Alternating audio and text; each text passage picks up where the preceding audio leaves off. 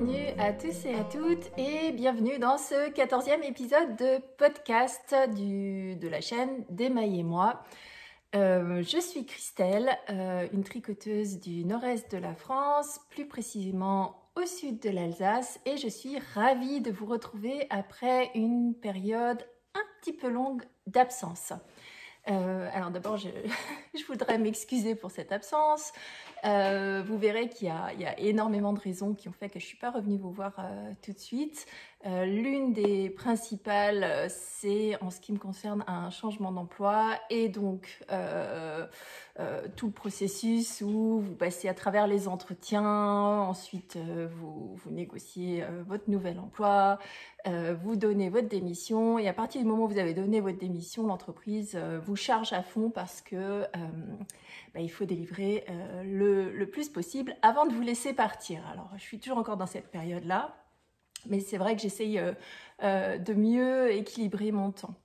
La deuxième raison qui fait que je ne suis pas venue vous voir tout de suite, c'est que le Covid s'est installé un petit peu dans ma famille. Alors ça a duré quelques semaines. Et puis la troisième raison, c'est une raison un peu plus créative, puisque je vous avais dit il y a quelques épisodes que je tricotais, mais je faisais également beaucoup de couture. Je l'avais mis un petit peu de côté ces derniers mois. Mon mojo couture n'était pas très présent et il est revenu à grand renfort. La faute à un salon, bien sûr, du tissu qui s'est annoncé. Après 2 ans d'absence, ils sont revenus. Et donc quand vous tombez dans les tissus, si vous êtes couturière, vous savez qu'à partir du moment où vous revenez, vous avez envie de coudre, voilà tout ce que vous avez ramené. Un petit peu comme la laine, quand vous l'achetez, vous avez envie de la monter sur vos aiguilles tout de suite. Bon, bref, je diverge, je vous raconte un petit peu ma vie, c'était pas l'objectif. Donc voilà, je suis absolument ravie de vous retrouver. Du coup, j'ai plein de choses à vous montrer parce que même si j'ai fait de la couture, j'ai pas pour autant cessé de tricoter. J'aime ça, j'adore ça, je continuerai certainement. Voilà. Donc aujourd'hui, je vais vous parler de 2 projets terminés.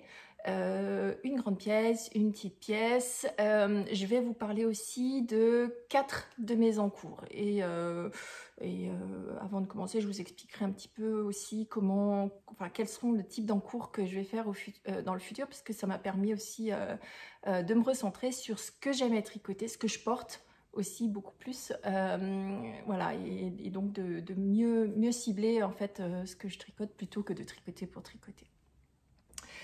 Une autre chose que je voulais vous partager avant de démarrer les projets, alors je vais vous montrer, j'ai eu la chance j'ai pris l'opportunité de participer à la fanfare des FO, donc des FO qui veut dire Finish Object, donc objet fini, organisé par Tricot et Stitch sur son groupe Ravelry. Donc j'avais soumis une paire de chaussettes que j'avais réalisée dans sa base à chaussettes sur une couleur anthracite. C'était les Hatching Socks que je vous avais présenté dans un des précédents épisodes, et j'ai eu la chance d'être tirée au sort et donc de gagner un écheveau de mon choix qui était celui de l'Almanach des tricoteuses, qui était celui du mois de janvier ou février. Non, ça devait être février, je ne sais plus. Peut-être décembre, octobre, je ne sais plus. Oh, quelque part par là-bas. Et donc, j'ai eu la chance de gagner un écheveau de Cozy Seasons. Donc, Cozy Season, voilà, qui est l'un des coloris qui est absolument splendide. En fait, je ne l'aurais pas forcément acheté en le voyant sur le site, sur Etsy, sur la boutique. Mais alors quand je l'ai reçu, je me suis dit, oh là là, je ne sais pas encore ce que je vais en faire, en l'occurrence si, mais il aura une place de choix. Donc voilà, donc si jamais vous voulez participer à cette fanfare, donc il suffit de vous inscrire dans le groupe Ravelry de Christelle. C'est un principe qui, alors vous le savez certainement déjà, hein, je vous raconte des choses banales, mais voilà, vous pouvez soumettre une photo d'un objet en cours ou d'un objet fini basé sur, fait soit avec une de ces laines, soit basé sur un de ses patrons, et une fois par mois, elle tire au sort. Alors il me semble une personne sur le groupe Ravelry, une personne sur Instagram, et vous gagnez un écheveau. Et donc moi j'ai reçu le mien, alors je l'ai choisi volontairement pour tester parce que je n'avais jamais tricoté cette base de laine. Je l'ai choisi en BFL. Et donc voici ce que cet écheveau donne. Alors c'est rigolo parce que les écheveaux donnent toujours un petit peu différent à la caméra avec la lumière. Donc voilà, donc c'est un écheveau qui a énormément de couleurs, dans les rouges, dans les marrons orangés, jusqu'au gris en mélange, et vous avez une base qui est assez neutre. Voilà. Et donc cet écheveau, je vais certainement, alors je suis toujours encore en réflexion, mais je vais en faire je voudrais profiter de ces mélanges de couleurs pour en faire une rayure. Donc je cherche un modèle à rayure. D'ailleurs, si vous avez des idées, mettez-les moi en commentaire. Je n'ai qu'un écheveau, donc il faut que ce soit un modèle dont les rayures ne nécessitent qu'un écheveau. Et donc je voudrais en faire une base, donc c'est une base neutre ou assez neutre en tout cas, donc qui reprend un petit peu la couleur que vous avez ici. Donc voilà, et donc en faire des rayures ainsi. Donc ici, avant que je passe sur l'autre écheveau, c'est un écheveau donc de Tricot et Stitch dans sa base BFL Fingering. Elle est 100% Blue Faced Leicester Superwash. Désolée pour mon anglais. C'est un 400 mètres au 100 grammes, et donc elle est comme toutes les laines de Christelle que j'aime beaucoup. Elle est très douce, le travail de teinture est absolument magnifique. Vous avez un mélange de fondu de couleurs, mais également de speckle. Je pense qu'on le verra mieux une fois que je l'aurai bobiné, une fois que je l'aurai tricoté. Et donc l'écheveau avec lequel je vais l'associer, c'est un écheveau de la Fée-File dans sa couleur Lémur. C'est aussi une base à chaussettes, 75% Merino Superwash, 25% nylon. Alors celle-ci, elle fait 425 mètres au 100 grammes. Donc je ne sais pas si je l'ai dit, mais celle-ci fait 400 mètres au 100 grammes. Et donc je trouve, voilà, juste parce qu'on retrouve effectivement cette teinte au milieu, voilà, que ça ira très bien ensemble. Donc je ne sais pas encore lequel. Donc l'écheveau de la Fée-File, par contre, lui, il a aussi beaucoup de nuances.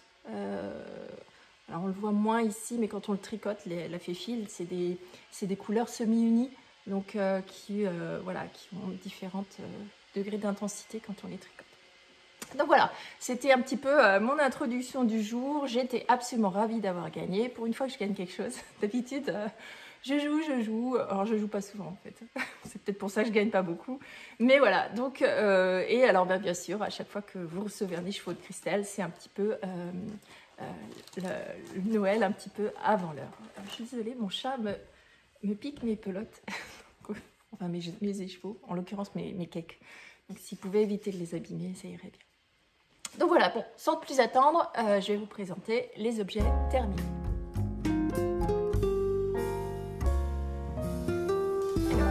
Premier objet terminé, vous le voyez, je pense que vous l'avez repéré depuis le début de l'épisode, c'est mon pull Uru de Lini Omela que j'ai terminé il y a déjà un petit moment, que j'ai porté, et du coup je vais pouvoir vous faire un retour sur la laine, et vous verrez que j'ai quelques petites critiques sur la laine qui m'a coûté un bras d'ailleurs, mais voilà, malheureusement c'est pas parce que vous achetez une laine un petit peu plus chère qu'elle est forcément meilleure. Donc voilà, d'abord je vous parle du modèle et que je vous le montre. Donc voilà, donc c'est un pull donc de Lini Omela qui est disponible en anglais, qui se tricote du col vers le bas, donc en top, down en bas, qui démarre avec un col cheminé assez haut. Alors personnellement, alors vous le verrez quand je vais vous parler, ça fait un petit pli ici. Donc j'avais longtemps hésité à... Donc vous avez deux modèles, voilà. Je vais essayer de faire dans l'ordre. Vous avez deux modèles, une version avec un col de, je crois que c'est 2,5 ou 3 cm de haut, et un col, un autre modèle, le même, le reste est le même, mais la deuxième version de col, elle fait 10 cm de haut. Et lorsque je l'ai tricoté, j'ai longuement, alors ça m'a pris au moins 2-3 jours, je me suis mis à l'arrêt, je me suis dit, est-ce que je m'arrête à 8 cm, qui me paraissait être une mesure un peu plus équilibrée entre les deux. Je voulais pas quelque chose de court, je voulais cet effet montant.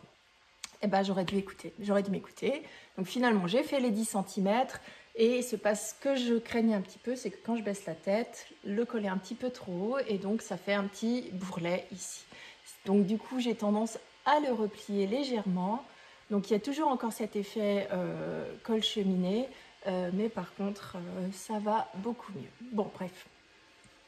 Donc, vous le démarrez par le haut avec, en ce qui me concerne, un German Twisted Cast On. Donc, j'ai pas le mot en français, je suis désolée. Et vous démarrez en côte torse 1-1 pendant un certain nombre de kilomètres, 2 cm. Je sais pas, je me sens pousser des ailes, voilà. Pendant les côtes torse, alors ça j'ai trouvé ça. Alors déjà c'est un pull dans lequel j'ai beaucoup appris de manière générale et j'ai pris beaucoup de plaisir à le tricoter, même s'il y a une énorme merde de jersey par la suite. Donc dans le col, une fois que vous avez fait cette partie cheminée, elle vous fait faire des rangs raccourcis à l'intérieur des côtes. Alors pour moi c'était un petit peu, je me suis dit oh là là mon Dieu, au secours, SOS, le drapeau blanc et tout ça, et puis finalement ça s'est bien passé, et alors je suis assez fière puisqu'on ne voit absolument rien sur les rangs raccourcis, donc technique validée, je continuerai. Ensuite, vous continuez comme tous les autres pulls, hein, vous avez un raglan. J'ai personnellement, alors comme c'était une laine de teinturière qui était beaucoup moirée, j'avais une différence de teinte dans mes écheveaux, je le voyais à l'œil dès le départ. Quand je les ai bobinés, je me suis dit oulala, je vais alterner correctement. Et puis j'ai alterné mais pas correctement, ce qui fait que ici vous voyez il y a une ligne de démarcation. Alors, je vais me lever pour que vous la voyez. Alors elle n'est pas non plus énorme, mais moi je le sais. Et donc vous avez présenté, je crois que c'est l'épisode précédent ou l'épisode d'avant, une technique qu'on appelle le tricot hélicoïdal. Donc je ne sais plus qui c'est qui me l'a précisé dans les commentaires, merci. J'apprends toujours avec vous, c'est génial. Voilà, qui fait que j'ai adapté ceci sur les manches. Donc pour moi, là ici j'ai changé, mais par contre je n'ai aucune démarcation sur les manches. Donc c'est une technique que j'appliquerai sur mes prochains ouvrages pour éviter cette ligne. Alors elle est sur le côté, c'est pas non plus catastrophique. Le modèle, il a également, alors que je vous montre d'abord parce que finalement la beauté du modèle, elle est à l'arrière. Donc j'espère que vous le voyez. Est-ce que oui, voilà. Vous avez donc ce col qui finit en triangle et avec une bande de côte torse qui descend jusqu'au bas du pull. Et ce triangle, vous le retrouvez également sur les manches. Donc, alors j'adore, c'est très rigolo à faire, c'est très agréable. Donc, modèle validé, il est grandement possible que je me refasse une deuxième version avec une autre laine. Voilà, donc maintenant la laine. Alors, avant de passer à la laine, j'adore, et j'en referai une. Le patron était très clair, par contre, il est uniquement disponible en anglais. Ce qui fait, comme il y a quand même pas mal de techniques, qu'il n'est pas forcément accessible à quelqu'un qui n'a pas l'habitude de tricoter en anglais. Donc voilà, si vous sentez, lancez-vous. Il n'est pas non plus trop difficile. Il est, je trouve, extrêmement féminin, très bien taillé. Voilà. Maintenant la laine. Alors, la laine, j'ai tricoté en la bien-aimée. Vous voyez tout de suite mon rapport au budget. Dans la base Cache Merino, qui est une base 75 Merino Superwash, 15% de cachemire et 10% de nylon. Le coloris, c'était alors c'est toujours le coloris Direwolf, qui est en fait, elle fait partie, cette couleur, de leur collection Game of Thrones. Direwolf, ça fait référence au loup blanc, au grand loup, en fait, de la famille des Stark. Pour ceux qui sont fans, moi je suis absolument fan de Game of Thrones, je l'ai vu plusieurs fois. Je crois que je le reverrai encore une fois, voire deux. Bon, voilà. Donc, couleur Direwolf. Et donc, j'avais 4 écheveaux. Donc, c'est des écheveaux qui font 433 mètres. Et il me reste 140 grammes. Donc, autant vous dire que je vais en faire quelque chose. Je ne sais pas encore quoi. Voilà, il me reste 140 grammes de laine. Mes bras sont assez longs. Mon corps est assez long. Là, pour le coup, 3 écheveaux auraient largement suffi. Voilà. Donc, au prix de l'écheveau, je me suis dit, bon, c'est le jeu. C'est pas très grave. Par contre, à tricoter, une merveille, un plaisir, une douceur. Alors forcément, quand vous avez du cachemire, c'est toujours un plaisir.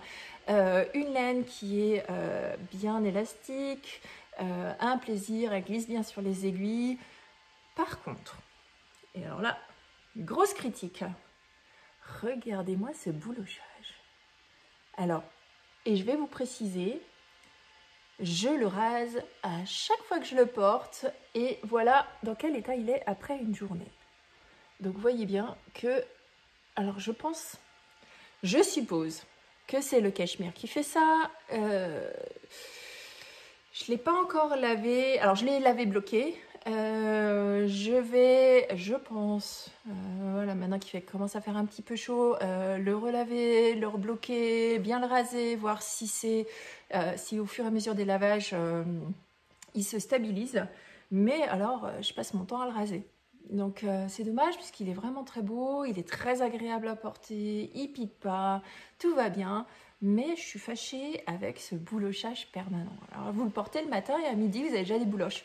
Donc voilà, donc un petit peu dommage. Je suppose que c'est le cachemire. J'avais osé espérer qu'avec l'addition de nylon dedans, ça n'aurait pas été le cas. Mais vraisemblablement, il n'a pas voulu. Donc voilà, je vous tiendrai au courant. Je vous dirai au fur et à mesure comment il se comporte dans le temps. Est-ce qu'il tient longtemps? Parce qu'à force de le raser, j'ai un petit peu peur qu'il devienne un petit peu fragile. Bon, donc voilà. Voilà, donc pull UURU. Attention, si vous décidez de le faire, il y a 2 versions de pull UURU dans les patrons. Vous avez le UURU normal et moi, c'est le UURU Light qui se fait donc en fingering. Donc voilà. L'autre se fait en DK, il me semble.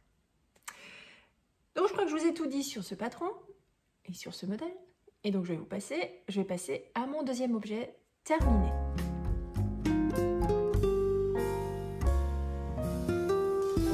Alors mon deuxième objet terminé, c'est sans surprise un objet qui était en cours la dernière fois que je vous ai vu. Et ce sont c'est une paire de chaussettes.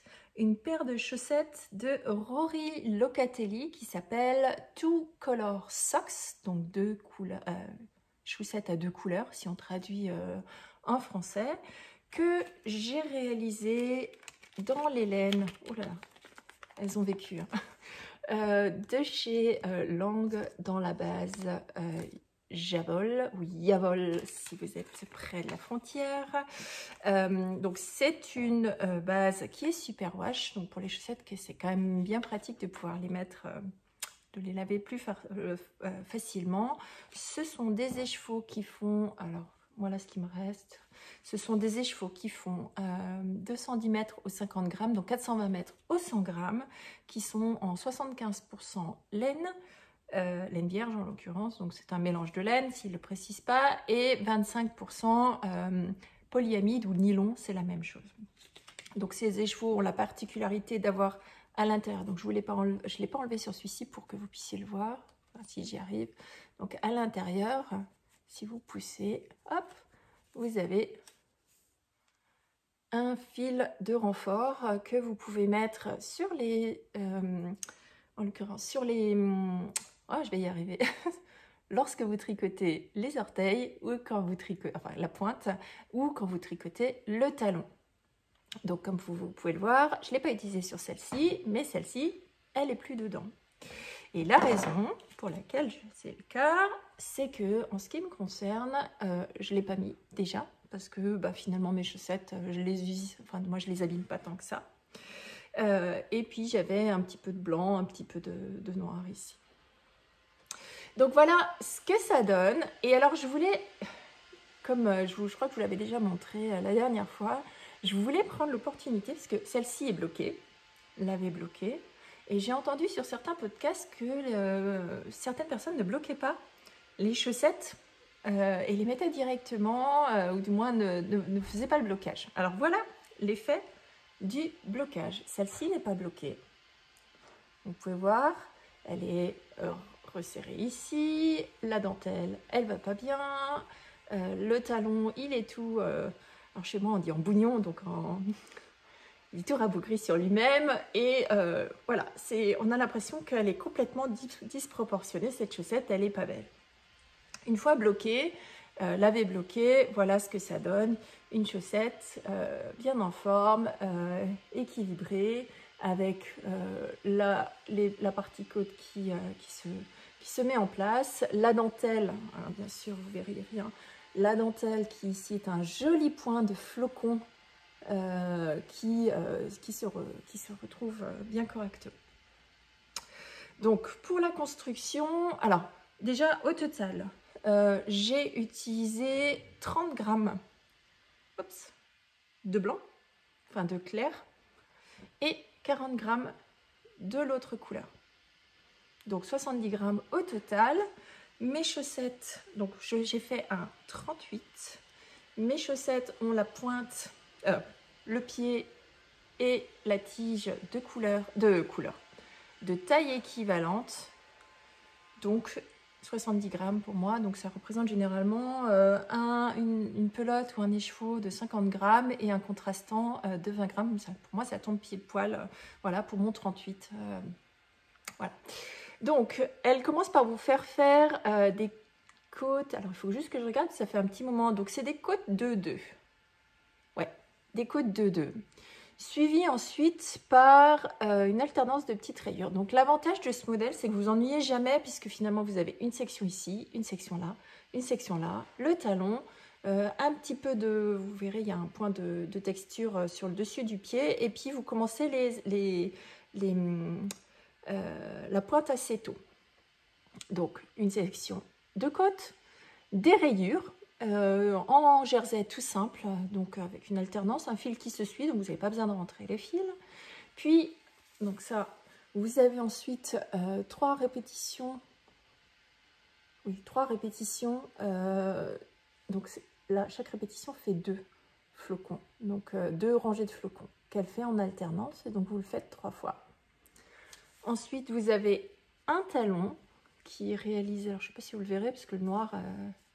c'est pas top top, donc c'est un talon renforcé, vous avez le petit triangle en dessous, elle vous fait reprendre des mailles ici, puis vous continuez avec les diminutions sur la partie haute, et je vais vous le montrer plus sur le blanc, parce que sur le noir vous ne verrez rien, mais sur le blanc, vous verrez pas grand... Ah si, donc toute la partie haute du pied, le dessus de votre pied, est réalisé avec un point de semis. Donc un point de semis, c'est très facile. Je ne vais pas vous dire ce que c'est. Alors si, je vais vous le dire, c'est des mailles en droit et de temps en temps, vous faites une maille envers. Avec une alternance, hein, puisque, vous voyez, ils sont en quinconce. Et alors, cette pointe, elle est super sympa, beaucoup plus arrondie que sur d'autres modèles. Donc pour moi, c'est devenu ma pointe favorite. Quand je mets la chaussette, vous savez, souvent quand vous faites vos diminutions, vous vous retrouvez avec une chaussette qui est un petit peu pyramidale. Alors, je sais pas, une pyramide coupée, je sais plus comment ça s'appelle. Ah, trapèze. Comme un trapèze. Et bien, la pointe de Rory Locatelli, elle a quasiment pas cet effet-là. Vous voyez, elle est assez arrondie avec seulement la dernière partie où vous faites, là, vous passez en... Oh, je cherche mes mots aujourd'hui. Bref, là, vous rabattez... avec un grafting, voilà, grafting. Et ben, vous voyez, cet arrondi là, en fait, c'est un changement Alors ça par contre je ne vais pas vous le dire parce que c'est dans le patron, mais en gros au lieu de vous faire des diminutions sur un rythme qui est habituel sur les autres chaussettes, au bout d'un certain temps, elle change le rythme. Et c'est ce qui fait que votre chaussette, au lieu d'être totalement trapézoïdale, et ben elle se retrouve avec un arrondi. Donc voilà tout ce que j'ai à vous dire sur cette paire de chaussettes. Donc comme vous pouvez le remarquer, je ne les ai pas encore portées parce que je voulais absolument vous montrer l'avant-après de blocage. Donc pour moi, c'est indispensable de bloquer vos chaussettes pour, en tout cas surtout si vous voulez les offrir, ce serait quand même plus joli qu'un espèce de... Voilà. Mon mari m'a dit, on dirait qu'il a été mâchouillé dans la bouche d'un veau. Donc l'image, c'était un petit peu moyen, en fait, ruminé. Donc voilà. En gros, je suis ravie. La base Javol ou Yavol de Langue, c'est une laine qui n'est pas très très chère. De mémoire, elle coûte moins de 5 €. La pelote de 50 grammes. Je ne me souviens pas où est-ce que vous pouvez en acheter, mais vous en trouvez un petit peu partout, soit dans les merceries. En l'occurrence, moi, j'achète chez ma mercière locale. Voilà, si jamais elle passe par là, je lui fais un petit coucou. Et donc, c'est une laine qui est très douce, qui est, même si elle n'a que 25% de nylon à l'intérieur, en fait, et que j'ai pas forcément mis les renforts, elle se tient très bien dans le temps. Donc voilà, c'est tout ce que j'ai à vous dire sur ces Rory Locatelli Two Color Socks. Je ne sais pas, je crois que le patron est seulement en anglais, mais par contre là vous pouvez y aller les yeux fermés. Le patron est très bien écrit, très facile à suivre. Lancez-vous. Ce qui est sûr par contre, c'est que j'en referai d'autres. Là j'ai fait vraiment la même version que ce qu'elle montrait dans son patron. Je pense en faire d'autres avec d'autres couleurs. Peut-être un peu plus printanière ou voilà. Donc par contre ça reste un modèle qui est assez féminin à cause de la petite dentelle en forme de petit, alors elle dit c'est des flocons, c'est un point de flocon, mais moi je trouve que ça ressemble à des marguerites. Donc voilà, des fleurs sur des chaussettes masculines, c'est un petit peu moyen. Donc voilà, c'est tout pour mes objets 100% terminés. De manière générale, je me retrouve avec un nombre d'encours absolument faramineux.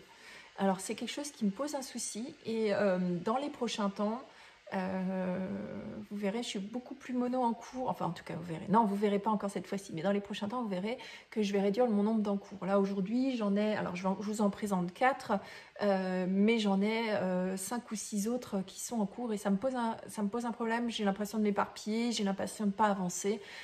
Donc ces dernières semaines, je me suis vraiment focalisée sur un grand projet, un petit projet et en parallèle, je suis en train de finir les autres grands projets que j'avais tout en même temps. Voilà. Donc voilà, donc sans plus attendre, on passe aux objets en cours.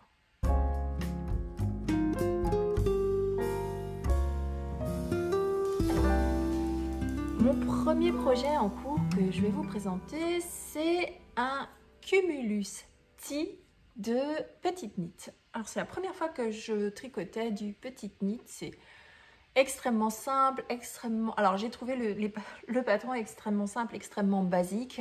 Après je voulais un t-shirt col V, très simple pour l'été. Donc comme son nom l'indique,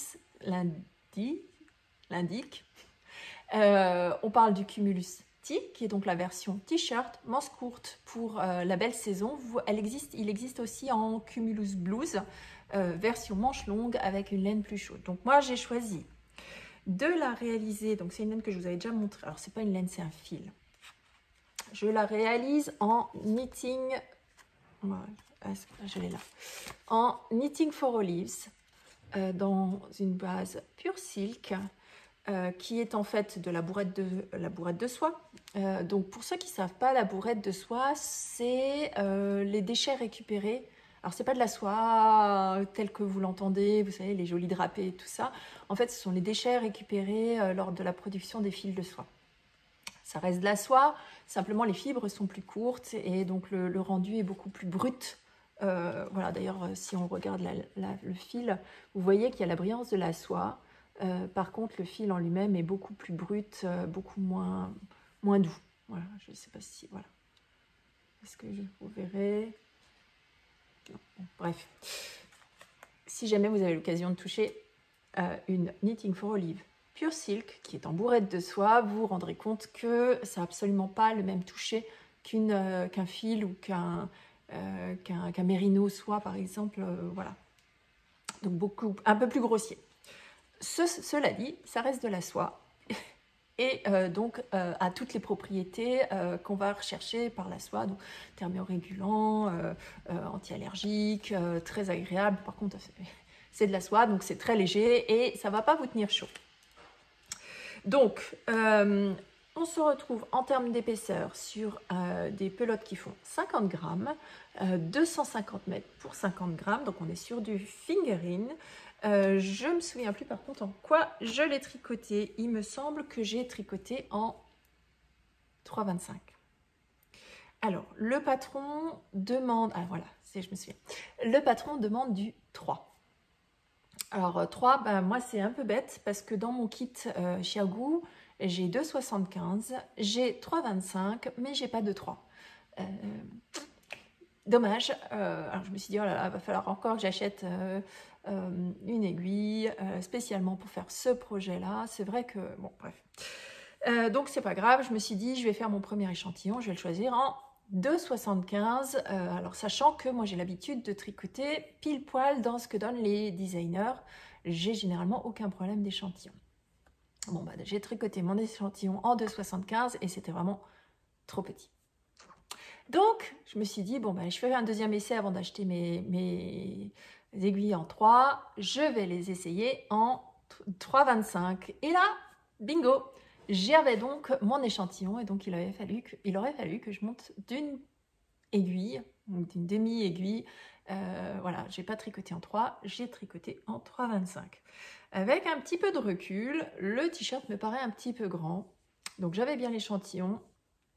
Je me demande s'il n'aurait pas fallu que je tricote une taille en dessous. Mais bon, c'est pas grave. Donc, il n'est pas terminé. Voilà ce que ça donne. Donc, c'est un t-shirt vraiment, vraiment basique.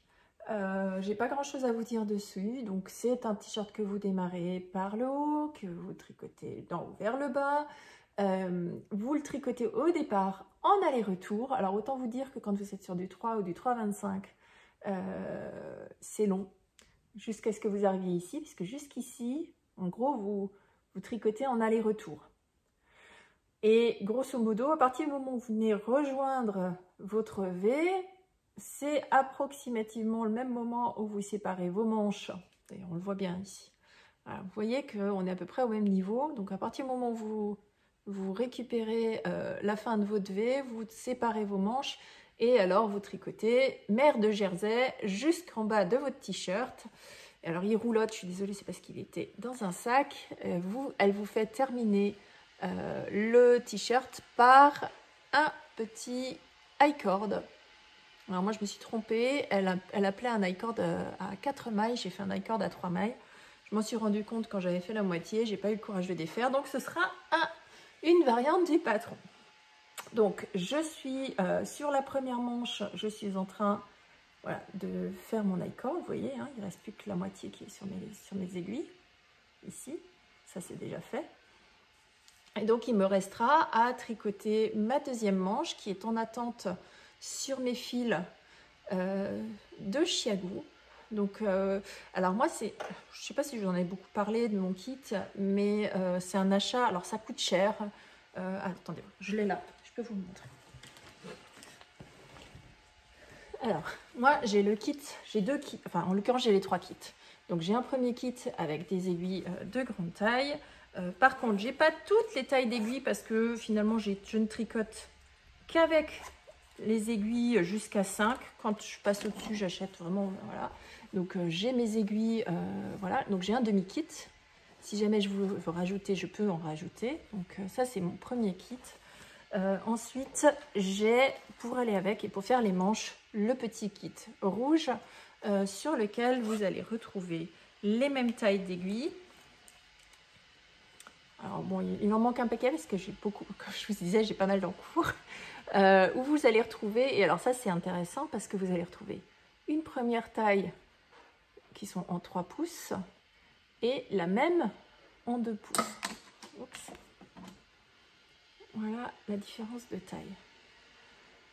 Et donc ce qui vous permet d'avoir de quoi faire des manches, de quoi faire des chaussettes, voilà.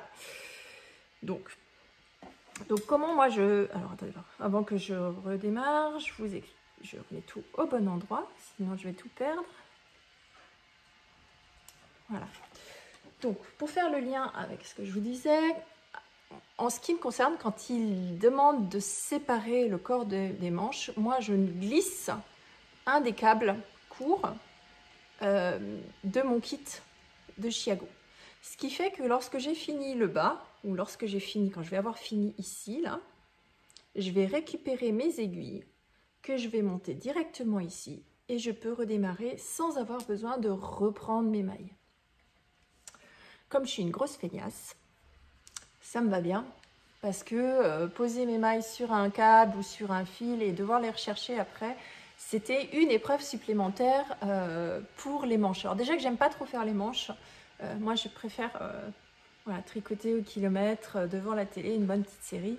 Les manches, voilà, il faut tourner, il faut tourner, il faut tourner. Alors même si c'est que les aiguilles qu'il faut tourner, c'est pas grave, c'est plus de manipulation. Après, il y a des moments où j'aime bien, des moments où j'aime moins. Donc, ce qu'il me reste à faire, il me reste la deuxième manche, l'i-cord, et après, il faudra que je relève l'ensemble de l'encolure pour faire une finition en i-cord, parce que vous voyez, pour l'instant, elle ne se tient pas du tout, l'encolure. Donc, voilà. La couleur, que je vais vous mettre de côté, la couleur, c'est Watermelon, donc pastèque en français. Voilà. Je les ai achetés, je crois que j'ai acheté ma bourrette de soie sur le site Madeleine, qui est une mercerie en ligne, mais qui a l'avantage d'être pas très loin de chez moi non plus, à une petite heure de route. Voilà. D'ailleurs, il me semble, mais je ne suis pas tout à fait certaine, que Madeleine sera au Knit at Motoko, qui est un salon de la laine, au salon du tricot, salon de la laine, qui aura lieu le 21 et le 22 mai, j'étais encore en avril, 21-22 mai à Mulhouse. Donc pour ceux qui sont en Alsace, sachez que le Knit at Motoko aura lieu. Donc c'est un salon qui dure 2 jours, le samedi, le dimanche. Le samedi soir, vous avez en plus ce qu'elles appellent une knit night. Donc vous pouvez venir tricoter le soir avec plein de monde.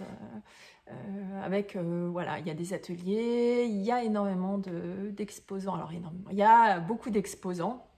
Je sais que Madeleine sera là. Alors plusieurs exposants. Pour ceux qui sont les plus connus, je crois que cette année, Eline Hélène va venir. Donc moi, c'est une laine que je n'ai encore jamais tricotée, donc je serais assez curieuse d'aller la toucher avant de la tricoter. Donc j'ai mis un petit point d'interrogation avec plusieurs modèles potentiels. Et je sais que By Night vient aussi. Alors il me semble que c'est la première fois, donc je suis absolument ravie de pouvoir la rencontrer et de pouvoir voir ces laines. Pareil, j'ai encore jamais tricoté ces laines, donc ce sera certainement une bonne découverte. Donc voilà tout ce que j'avais à vous dire sur le Cumulusti. Alors j'espère pouvoir vous le montrer fini la prochaine fois. Je me mets absolument aucune pression. C'est pas mon encours favori du moment, donc tout simplement parce que je suis dans les manches. Et puis que j'aime pas spécialement faire les i-cords, j'aime pas spécialement faire les manches, donc forcément, ça reste mon encours quand j'ai un peu de courage. Et vous verrez que le suivant, c'est pas beaucoup mieux. Donc, j'arrête ici pour le Cumulusti, et puis je vais vous parler du suivant.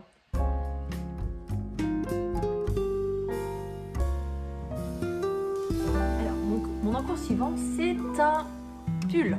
Un pull de Along avec Anna que j'avais dans mon Make 9 de cette année. Donc je suis absolument ravie. C'est un projet, alors par contre Je suis déjà déçue que j'arrive à la fin, tellement j'ai beaucoup aimé le tricoter. Mais voilà, comme le précédent, il me reste à faire un joli high cord et le simple fait de devoir relever tant de manches, ça me freine un peu. Donc voilà, bon, je vais me prendre certainement ce week-end un petit peu de courage pour relever ces manches et finir l'ouvrage. Donc avant que je vous le montre, c'est c'est un ouvrage que j'ai aimé tricoter à cause du patron. Le patron, les patrons d'Anna, ils sont toujours très très bien écrits, ils taillent très bien, ils sont plaisants, ils sont faciles et accessibles aux débutants. Et petite cerise sur le gâteau, ils sont disponibles en français pour ceux qui sont un petit peu allergiques à l'anglais. Donc c'est une laine que j'ai... C'est un modèle que j'ai tricoté, je vais y arriver, mais voilà. Alors, je l'ai tricoté en Célène. Donc, pareil, première fois que je tricotais du Célène. Ce ne sera pas la dernière. Donc, j'ai associé 2 fils. Le premier, c'est un mérino soie dans son coloris azurin. Alors, j'adore, il est super beau. C'est un coloris que j'avais vu chez Christelle de Rêver sa vie en couleur, qu'elle avait intégré alors à un de ses designs de col, son col de débutant, et elle avait intégré cette couleur là, et donc j'ai craqué. Voilà. Et donc je l'ai associé à son mohair, donc mohair et soie de même couleur, azurin. Donc le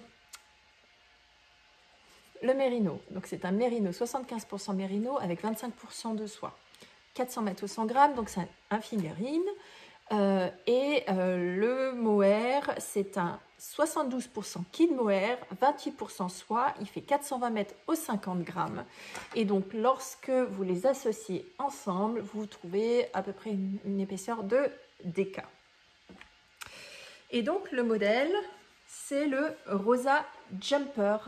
Alors, l'encolure tombe un peu parce qu'il, comme je vous l'ai dit, il manque l'i-cord, mais par contre, quel bonheur, et alors quelle douceur. Franchement, un plaisir. Je regrette de l'avoir fini, je me demande si je vais pas en faire un deuxième. Mais bon, j'ai tellement de modèles sur ma liste qu'il faut que je sois raisonnable. Donc voilà, donc c'est un modèle. Pareil, comme le cumulisti, vous démarrez par le haut, vous finissez en bas, vous tricotez en aller-retour jusqu'au moment où vous rejoignez le col en V qui est à peu près... Alors celui-ci est un tout petit peu plus haut que la séparation des manches. Alors l'originalité de ce modèle, il est au niveau de son raglan, qui est formé par un jeu d'augmentation en jeté. J'en dirai pas plus, c'est très très facile à faire. Et l'effet, il est top. Si vous regardez de derrière, je vais mettre, voilà. Il est très facile, l'effet est super et c'est totalement accessible aux débutants. Donc vous l'avez à l'avant et vous avez de la même manière sur l'arrière.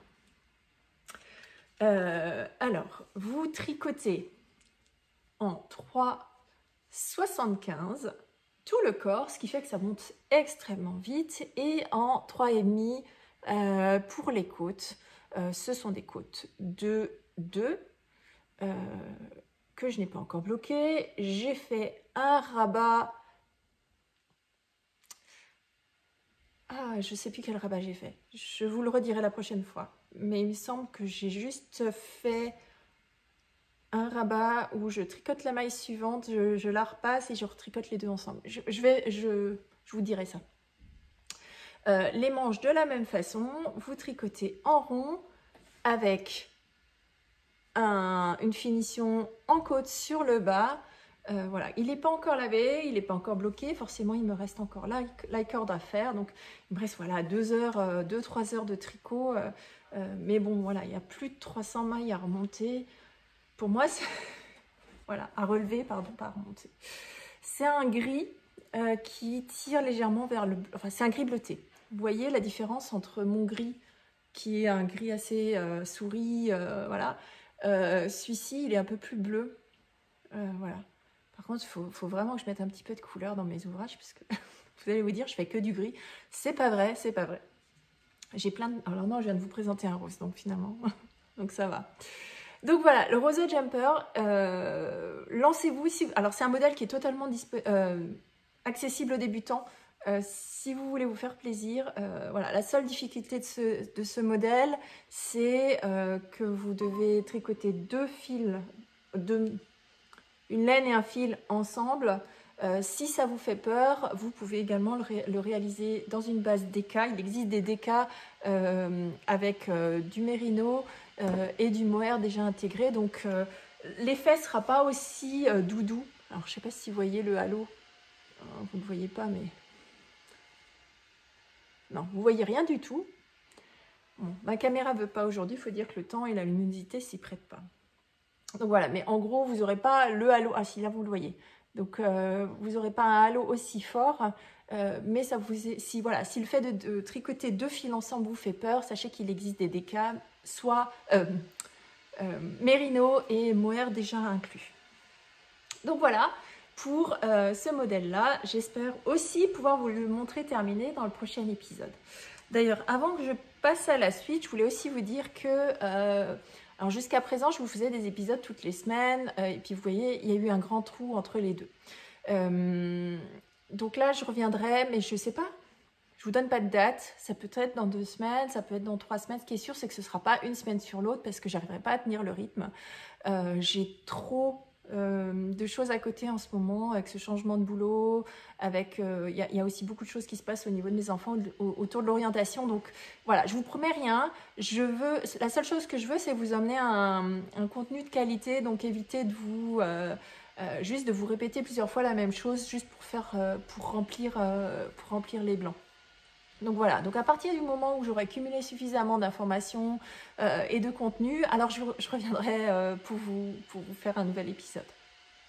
Donc voilà, sur ce, il me reste à vous présenter le 4e et dernier, non, 3e, pardon, il m'en reste encore 2 à vous présenter. Donc voilà, je passe au suivant.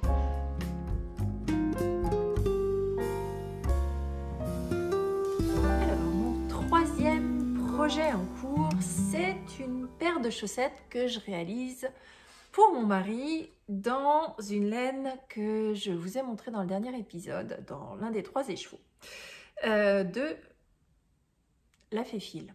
La Féfile, que je vous raconte pas de bêtises. Donc, il avait donc choisi 2 écheveaux bleus, plus un écheveau grège. Et donc, il a décidé de commencer avec celui-ci, qui est la couleur Marée Magnum, qui est un bleu, alors vous le voyez un peu plus clair, je dirais plutôt, voilà, là c'est la bonne couleur, donc c'est un bleu semi-solide, dans les couleurs de bleu assez soutenues, voilà, je ne vais pas vous dire plus. Donc le fil, c'est de la Féfile, c'est sa base à chaussettes en 75% Merino Superwash, 25% nylon. C'est une fingerine et donc qui fait 400 mètres au 100 grammes. Donc la partie la plus difficile avec mon mari, ça a été de choisir le modèle qu'il souhaitait. Donc, j'avais publié sur Instagram il y a quelques semaines, mois peut-être même, qu'il souhaitait, on s'était mis d'accord sur un modèle du livre 52 Weeks of Stocks, qui était, dont je me souviens plus le nom. Finalement, j'avais tricoté le début, c'était une chaussette qui se tricotait avec un démarrage par la pointe, et on s'est vite rendu compte que finalement, ça lui plaisait pas. Donc bon. J'ai tout détricoté et on est finalement parti sur un modèle que vous connaissez déjà parce que je vous en ai parlé en début d'épisode et j'en ai déjà réalisé une paire. C'est les Hatching Socks de la designer Emma sur Ravelry, c'est The New Yorker. Donc c'est un patron qui est en anglais et en français. D'ailleurs, la traduction française a été réalisée par Céline, Madame Bibiche du podcast See You Later. Donc à qui je fais un coucou parce qu'elle n'est pas très loin de chez moi. Voilà. Donc voilà, je n'ai fait qu'une partie de la tige, donc je vais la rapprocher pour que vous puissiez voir les détails. Donc c'est un point qui est très facile à réaliser, qui est finalement, alors que je commence par le début. Donc vous commencez par monter avec votre façon de montage favorite. En ce qui me concerne, j'ai fait des côtes 1-1 torse. Ensuite, vous partez sur un motif dont je vous donnerai pas forcément, je vous donnerai pas le patron, mais en gros, c'est essentiellement du jersey et des mailles glissées avec une petite manipulation pour réaliser ces fils qui passent et qui sont décalés au fur et à mesure. Donc, si bien que si vous regardez, on a l'impression qu'ils tournent autour du pied. Donc voilà, c'est un modèle que je connais. J'ai déjà réalisé une version. J'en suis très contente. Elle ne bouge pas. Les patrons de The New Yorker, donc Emma, sont très clairs. La traduction française est très bien écrite. Donc voilà, donc c'est un... Alors je ne me suis pas fixée de date pour ces paires de chaussettes. C'est vraiment... c'est mon projet nomade. Alors comme beaucoup d'entre vous, hein, donc moi... Tricoter et chaussettes, c'est pas ma passion. D'autant plus que je les porte pas forcément énormément. Je les porte essentiellement quand je suis chez moi. Tout simplement parce que quand je sors, je suis surtout sur une paire de chaussettes le plus discret possible. Au boulot, je suis souvent avec plutôt avec des bas. Ou alors vraiment avec des chaussettes qui puissent aller avec un tailleur, enfin un tailleur pantalon.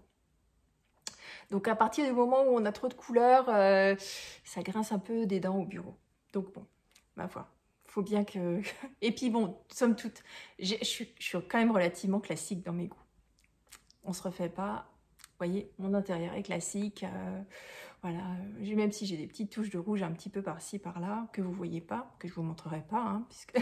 Je vais vous montrer que mes tricots. Mais voilà, bon bref. Tout ça pour dire que c'est des chaussettes qui ne vont avancer que dans ma voiture.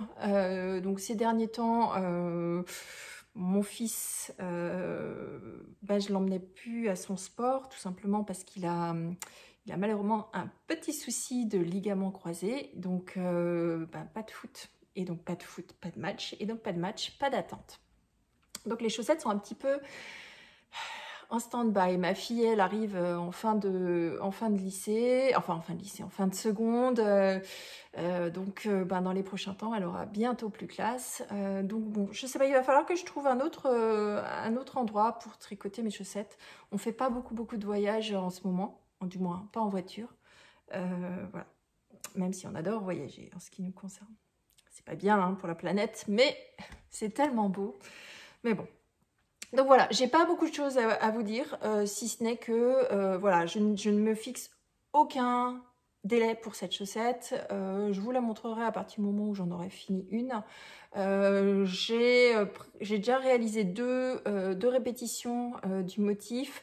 Je vais en réaliser, je pense, encore une ou deux, certainement, pour donner suffisamment de tige à mon mari. Donc peut-être plus haute que ce que j'avais fait pour moi. De toute façon, j'ai un écheveau complet. Donc voilà. Donc voilà pour mon troisième objet terminé. Et le quatrième, je vais encore vous présenter une grande pièce. Je reviens tout de suite.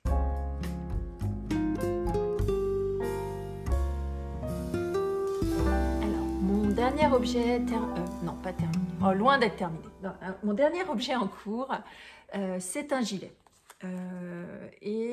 C'est un gilet... avant de vous dire le modèle et de vous parler de sa construction, je vais d'abord vous présenter la laine.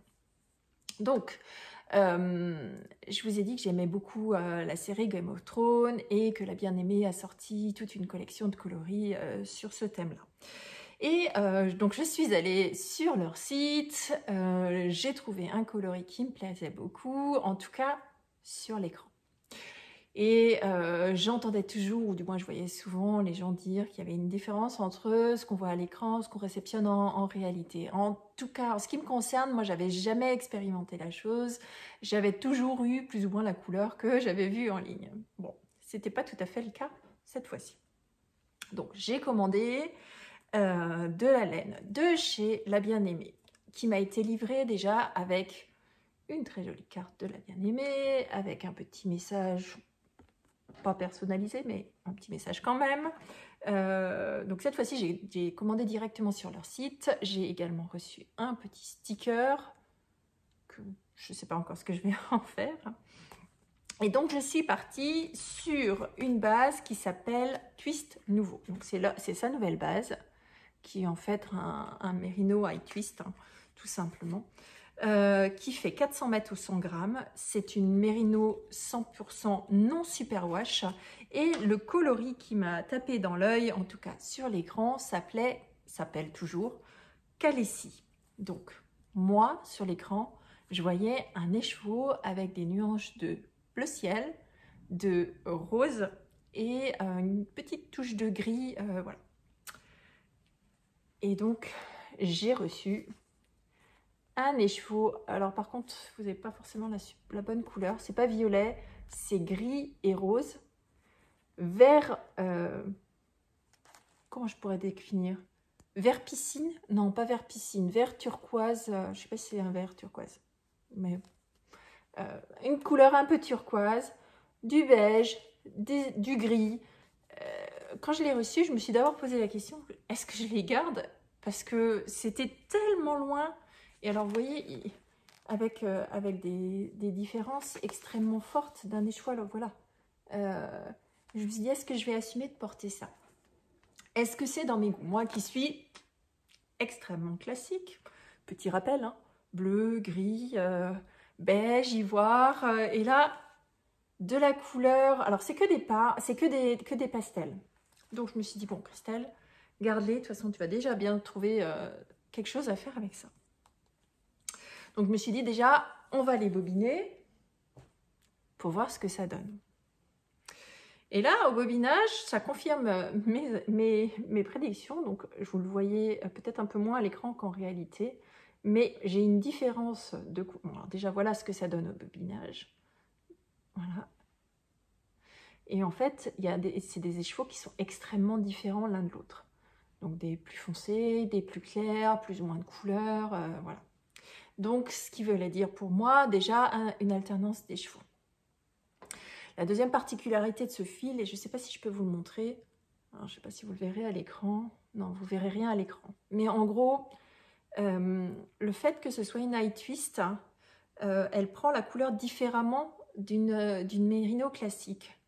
Donc là où d'habitude j'ai plutôt des fondus entre les couleurs, là je me retrouve avec, alors si je devais comparer la teinture de celle-ci par rapport à une Merino classique, je dirais que la classique c'est comme si on faisait de la peinture à l'aquarelle avec un vrai fondu de couleurs, et celle-ci ce serait plutôt comme si on avait avec la gouache. Donc comme si vraiment à certains endroits on avait mis une touche de couleur et c'était vraiment qu'un endroit bien précis.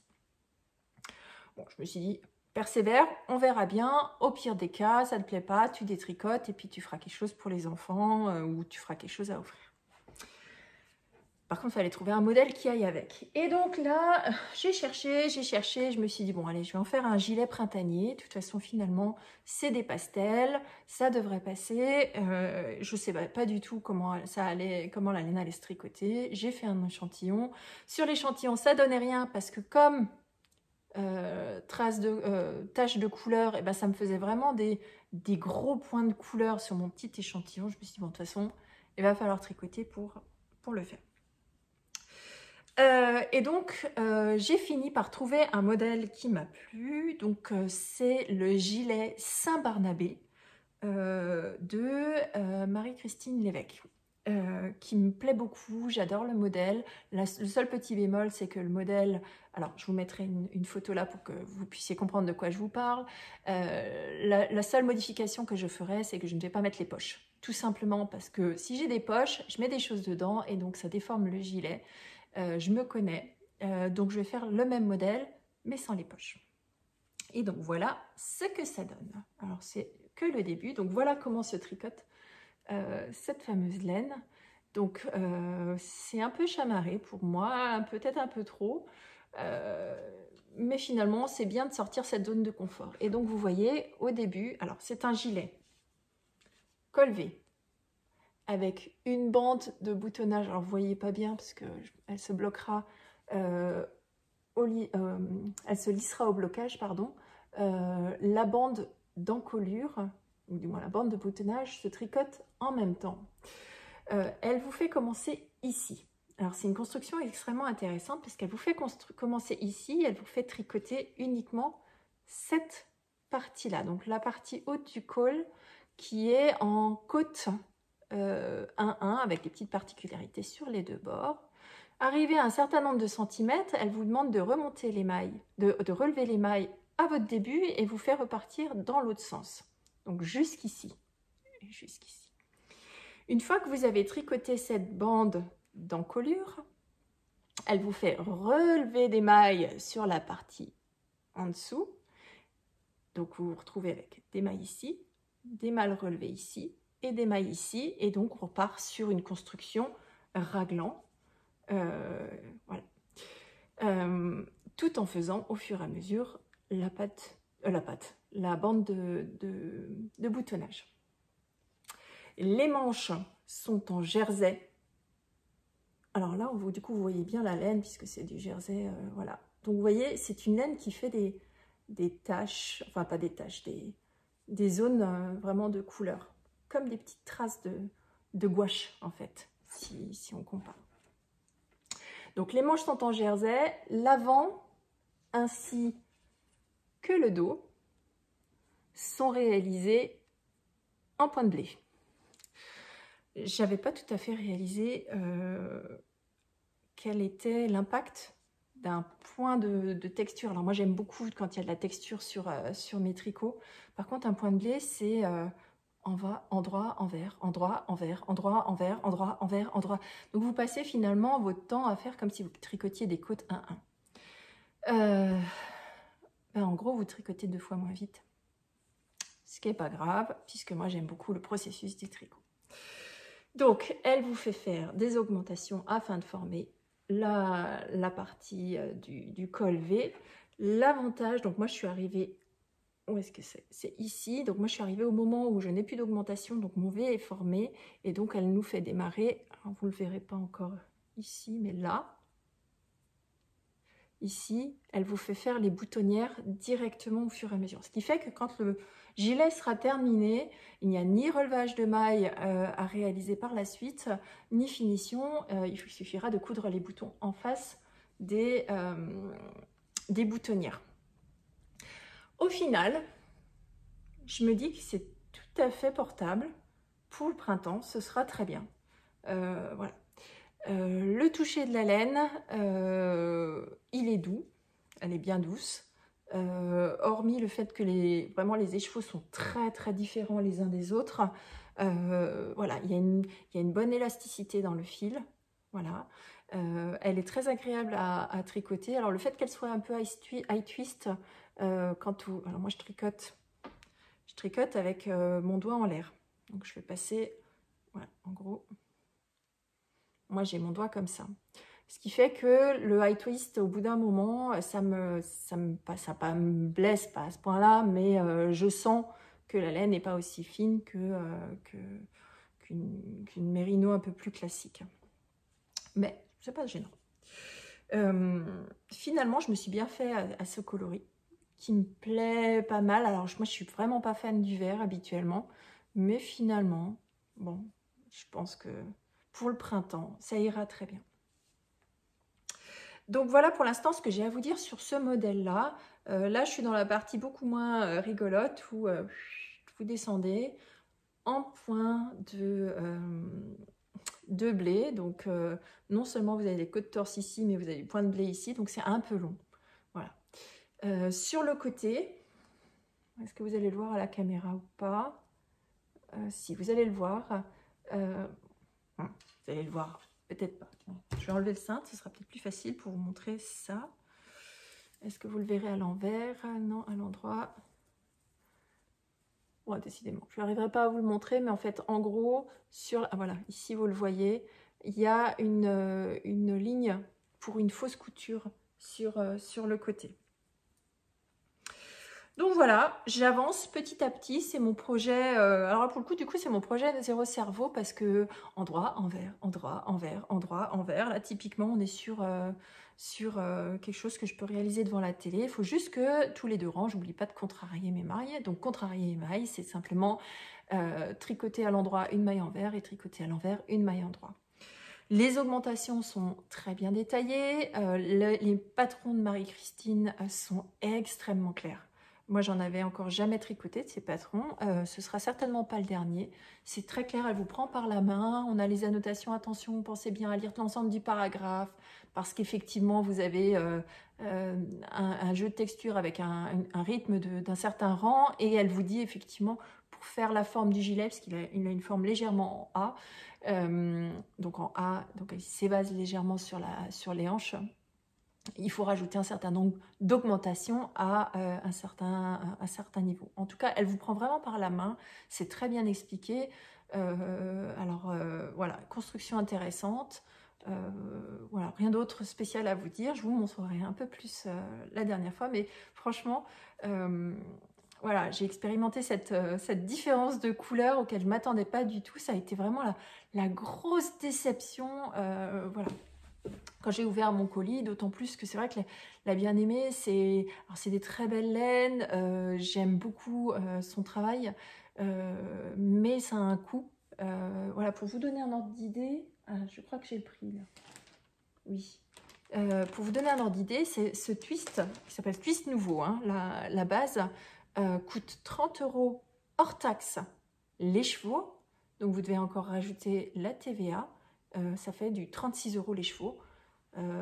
Voilà, ça fait mal quand il faut... voilà, c'est un gilet qui, si je regarde, moi, il me faut 4 écheveaux pour une grande pièce. Moi, je fais un 42, un bon 42, non, pas un bon, un 42 sur la partie pull, ou gilet d'ailleurs. Il me faut donc 4 écheveaux. 4 écheveaux à 36 €, plus les frais de port. Bah là, j'en ai eu pour 151 €. Pour un gilet, je trouve que ça commence à faire un petit peu trop cher. Bon, c'est pas très grave, faudra faire avec. Donc voilà, donc j'en ai terminé avec ce que je voulais vous montrer cette semaine. Je ne vous montrerai pas ma couverture Building Blocks parce qu'elle n'a simplement pas avancé. Ça fait partie des encours qui finalement me font que je me disperse. Donc je vais rester sur ces modèles-là. Quand j'aurai terminé mon cumulisti et mon gilet, mon pull, pardon, mon Rosa Jumper, donc la version pull s'appelle Rosa Jumper, je m'autoriserai un nouveau projet. Je ne sais pas encore lequel, ça va beaucoup dépendre de ce que je vais trouver au salon dans 15 petits jours. Donc voilà, sur ce, il me reste à vous souhaiter une très bonne journée ou soirée en fonction du moment où vous regardez ce podcast. Je vous remercie encore de votre patience, de tous vos messages que vous m'avez envoyés ces derniers temps. Je suis désolée de ne pas avoir pris le temps de répondre parce que je n'ai pas pris le temps de vous répondre. J'essaierai de rattraper mon retard dans les prochains temps. J'espère que vous m'en voudrez pas trop. Ben voilà, donc je vous souhaite un très bon week-end parce que je pense que